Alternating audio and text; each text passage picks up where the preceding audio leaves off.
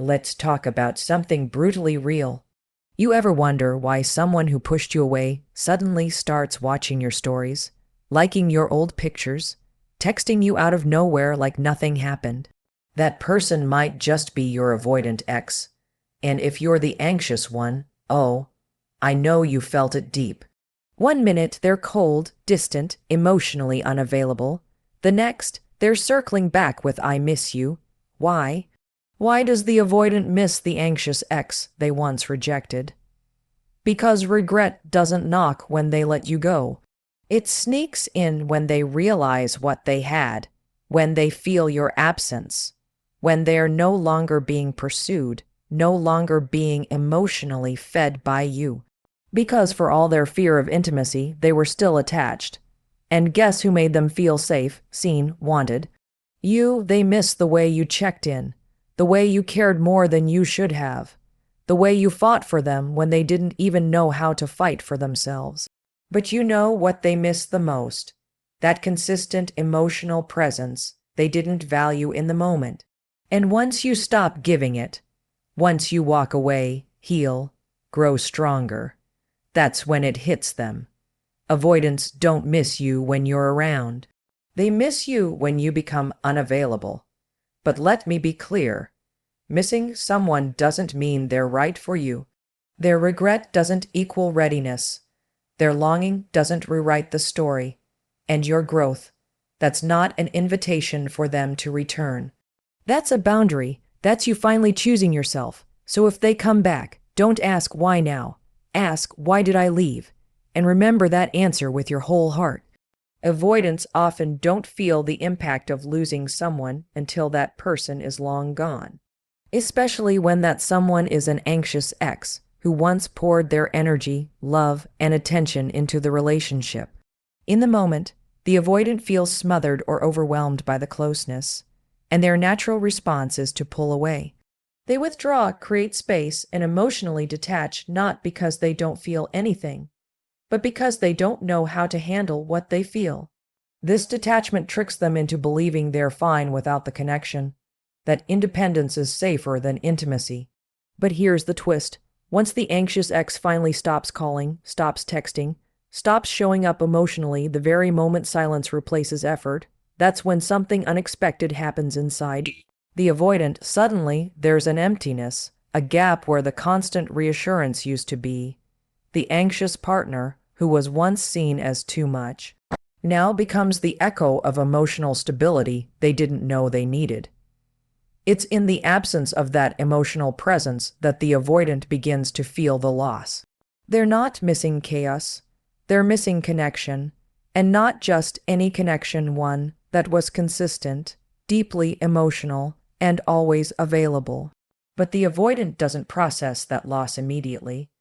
Their defenses were up, their walls were strong, so the initial separation feels like relief.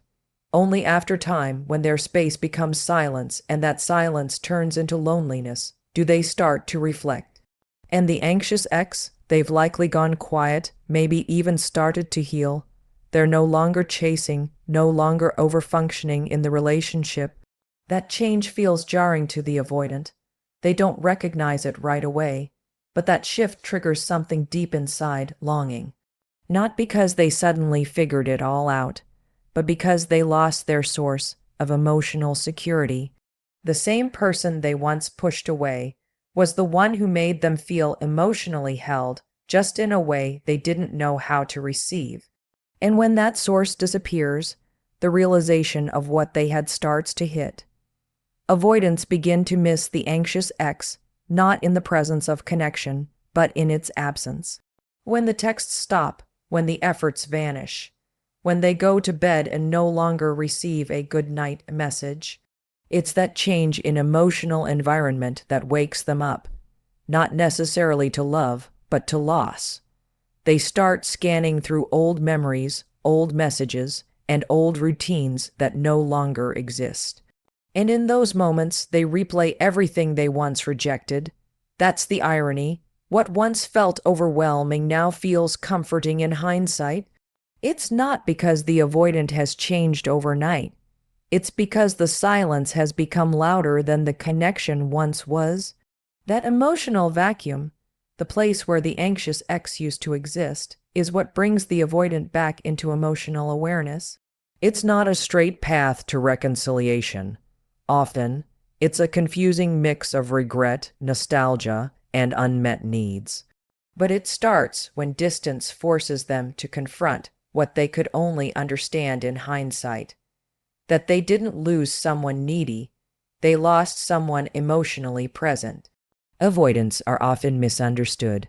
They aren't heartless or cold. They're just deeply uncomfortable with vulnerability. But even with all that emotional distance, they're still human. They still crave connection, even if they don't know how to handle it when it's right in front of them. And that's exactly what happens with the anxious ex. During the relationship, the anxious partner offers something the avoidant has rarely, if ever, felt in their life: emotional safety. They check in, they express love, they seek closeness, and they prioritize connection. But for the avoidant, who equates closeness with danger or loss of autonomy, that safety is overwhelming. It feels like too much, so they reject it, they push away, they shut down, all while that anxious partner is doing everything to hold the connection together. But once the anxious ex is gone, and their emotional support is no longer accessible, the avoidant starts to feel something unfamiliar: the weight of their absence. They remember the messages that made them feel wanted, the reassurances that grounded them, the constant care that wrapped around them like a blanket, even when they didn't admit they needed it. The anxious ex was the emotional anchor in the relationship. Even when things were turbulent, they were still reaching out, still trying, still hoping. That energy, that emotional presence, it sinks deep into the avoidant, even if they didn't realize it at the time. And then it's gone.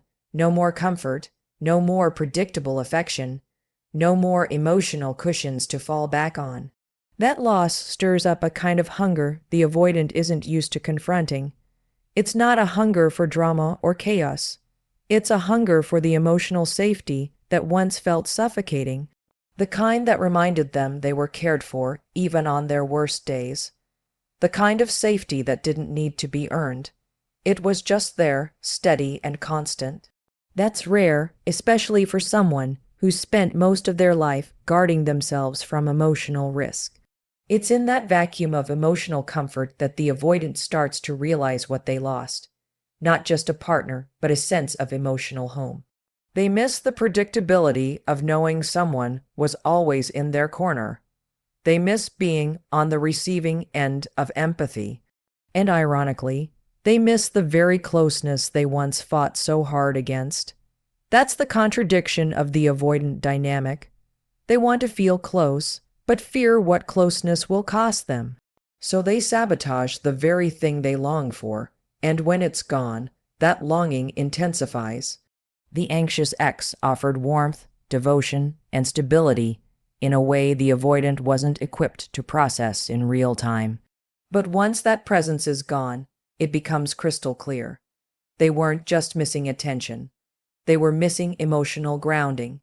And even if they can't put it into words, that loss feels like being untethered in a world that suddenly feels colder, quieter, and lonelier than they ever expected. Avoidants often confuse their own internal discomfort with a flaw in the relationship. When they feel overwhelmed, they assume the connection is too intense, the partner too needy, or the relationship too demanding. So they retreat, they shut down, and eventually they walk away. But what they're really doing is protecting themselves from their own vulnerability. They reject closeness not because it's wrong, but because it's unfamiliar. And for avoidance, unfamiliar equals unsafe. So they let go of the anxious ex, convincing themselves it's for the best. They tell themselves they need space, peace, solitude, anything but the emotional intensity they were experiencing. And they believe that story, at least for a while. What they don't realize is that anxious partners don't just disappear emotionally, they adapt. They learn, they hurt, but they grow. They get tired of begging to be seen, tired of proving their worth, tired of making room for someone who won't meet them halfway. So, eventually, the anxious ex stops reaching out, stops fighting, and in that quiet, something profound shifts for the avoidant. Not immediately, not loudly, but slowly. The absence begins to sting. At first, it's confusing. They wonder why they feel unsettled, why they suddenly want to check the anxious ex's social media, why certain songs or places bring up memories they thought they buried. That's not love returning. That's reflection beginning. The avoidant starts to look back not out of growth but out of loss. The silence is now louder than the connection once was, and here's where the confusion kicks in. They begin to miss the connection, but that doesn't mean they're ready to handle it. They feel the void, but they don't yet have the tools to show up differently. So they romanticize the past, pick the good moments, and start convincing themselves it wasn't that bad. They remember the comfort, the care, the attention, but not the inner work they avoided doing when it actually mattered. And when those feelings bubble up, they often interpret them as a sign to reconnect, to reach out, to see how you've been. But this isn't clarity. This is nostalgia. This is discomfort masked as longing. Reflection is not the same as transformation. The avoidant may finally realize they miss you, but that doesn't mean they're prepared to meet you at the depth you deserve. They may think about the times you held space for them, the times you forgave them, the ways you softened when they were harsh. And yes, they'll miss those things deeply. But missing something isn't the same as being ready to honor it. The avoidance journey doesn't automatically produce accountability just because they feel regret. That regret may be real, but real doesn't mean ready. This is why so many anxious partners get caught in a loop. The avoidant returns not with growth but with memory, and the anxious ex, hoping for change, may respond, only to find the same cycle repeating. Because for real change to happen, the avoidant has to confront themselves, not just remember you. They have to do the emotional work they once ran from. Until then, what they feel isn't readiness. It's a haunting echo of what they lost, and what they weren't equipped to handle when they had it. When an avoidant starts missing an anxious ex, it's rarely about the present, it's often about the past. It's a nostalgic pull toward a version of the relationship that lives more in memory than in truth. Avoidants are skilled at compartmentalizing emotions in the moment. They often suppress feelings to avoid discomfort, telling themselves that distance means peace and disconnection means control. But with time, and especially when they find themselves alone, that protective shield begins to weaken. They start looking back. They scroll through old photos, revisit old texts, replay old conversations. And in that quiet reflection, they begin to crave what they once had. But they don't remember the full truth. They don't recall the anxious ex's sleepless nights, the begging for reassurance, the emotional turmoil caused by hot-hand, cold behavior. Instead, they remember the comfort of being wanted, the safety of knowing someone was always there, reaching out, showing up, caring without being asked. That's what sticks. And they begin to mistake that past stability as something they want again. But it's not necessarily the person they miss. It's the feeling of being emotionally nourished, often without having to reciprocate in equal measure. This nostalgia grows stronger the longer the anxious ex remains silent. There's no more chasing, no more pleading, no more emotional overextension. And that absence creates space for the avoidant to mythologize the relationship, rewriting history in their mind. They start thinking, maybe it wasn't so bad, or maybe I overreacted, or maybe I let go of something really good, and that maybe becomes the reason they reach back out. But they're not reaching from a place of growth. They're reaching from a place of emotional drought. They want the warmth, the softness, the sense of being loved, but they still struggle to give those things back. So they project their emotional needs onto the past, assuming that reconnecting with the anxious ex will bring back that feeling of being emotionally full. They remember the comfort, not the conflict. They recall the attention, not the tension. And this is dangerous because it's not a real understanding of the relationship. It's an emotional mirage. It's a version of the relationship, filtered through longing and selective memory. They're not ready for the relationship as it truly was. They just want to re-experience the parts that made them feel safe. The problem is, avoidants often undervalued those exact qualities in the moment. They saw the anxious ex's emotional presence as too much, too clingy, too intense.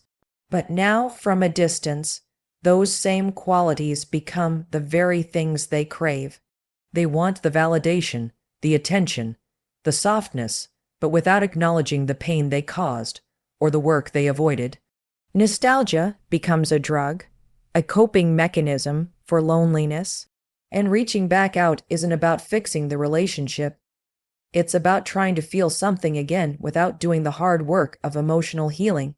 They mistake a sweet memory for emotional readiness. They mistake a pang of regret for transformation.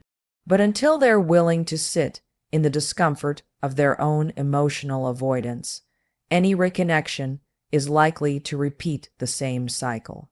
Because longing isn't the same as learning, and looking back with fondness doesn't mean they're ready to move forward with maturity. One of the biggest traps an anxious ex can fall into is mistaking the avoidance return as proof of growth.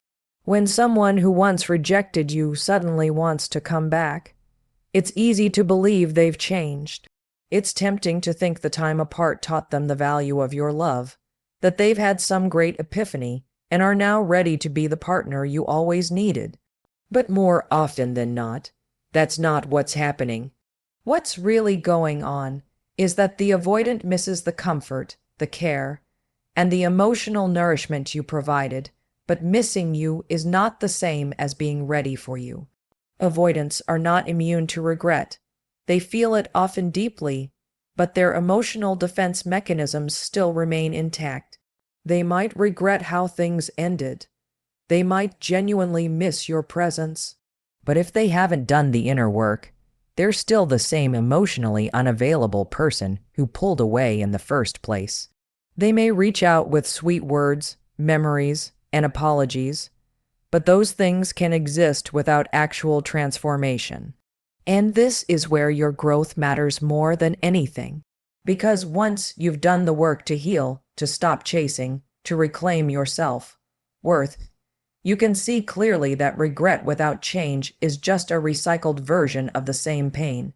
The avoidant may come back at a time when you're finally starting to feel good on your own. You've learned to self-soothe, to stop needing external validation, and to stop trying to fix someone who wasn't ready to be vulnerable. That's powerful, but the danger is in letting their return shake that progress.